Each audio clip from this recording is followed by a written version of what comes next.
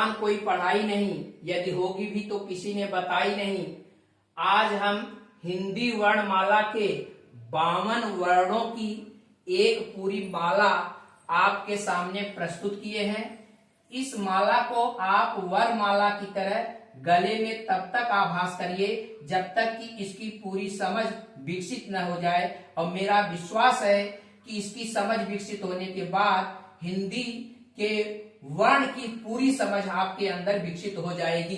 तो आइए हम हिंदी वर्णमाला के विषय में बताते हैं। हिंदी वर्णमाला के 3 भेद हैं। पहला है स्वर, दूसरा है अयोगवा, तीसरा है व्यंजन। इसको हमने याद करने की ट्रिक बताई है सब। इस सब में हिंदी का पूरा सब है।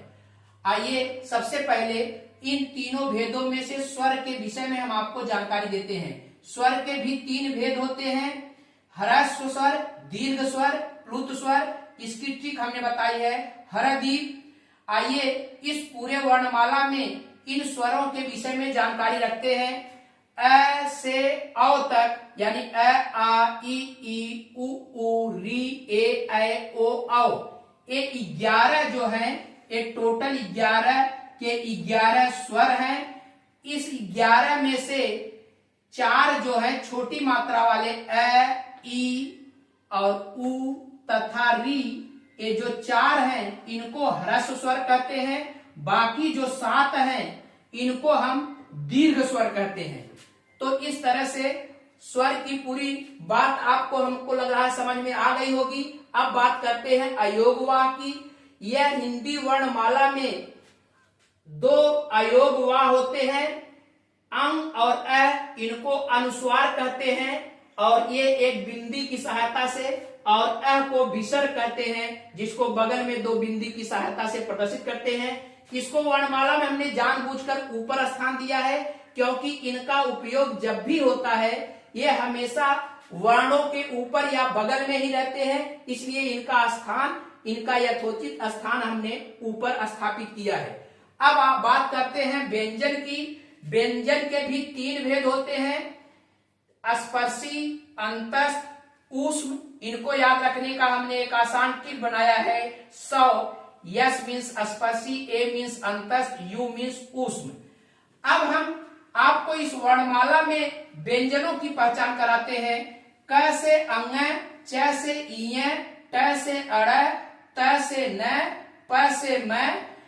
ये 25 जो वर्ण हैं इनको हम क वर्ग, इसको हम च वर्ग, इसको ट वर्ग, इसको त वर्ग, इसको प वर्ग कहते हैं।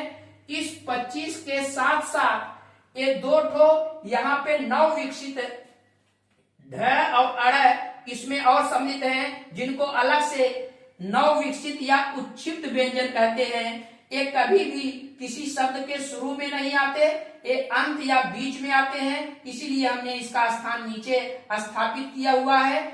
और ये संस्कृत में उपयोग नहीं किए जाते, संस्कृत भाषा में इसका उपयोग नहीं होता।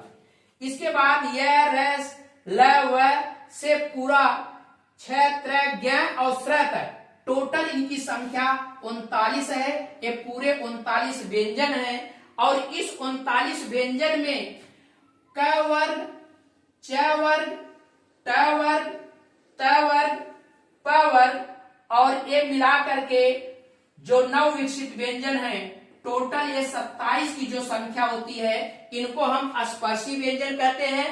बाकी य, र, ल, व ये जो 4 हैं इनको हम अंतस्थ व्यंजन कहते हैं। बाकी ये जो 4 हैं, श, ख, स है, इसको ये 4 हैं, इनको हम ऊष्म व्यंजन कहते हैं। अलग से 6, त्र, ज्ञ, श्र जो कि संयुक्त व्यंजन कहलाता है। आगे जब हम चर्चा करेंगे तो इसकी विस्तृत जानकारी देंगे।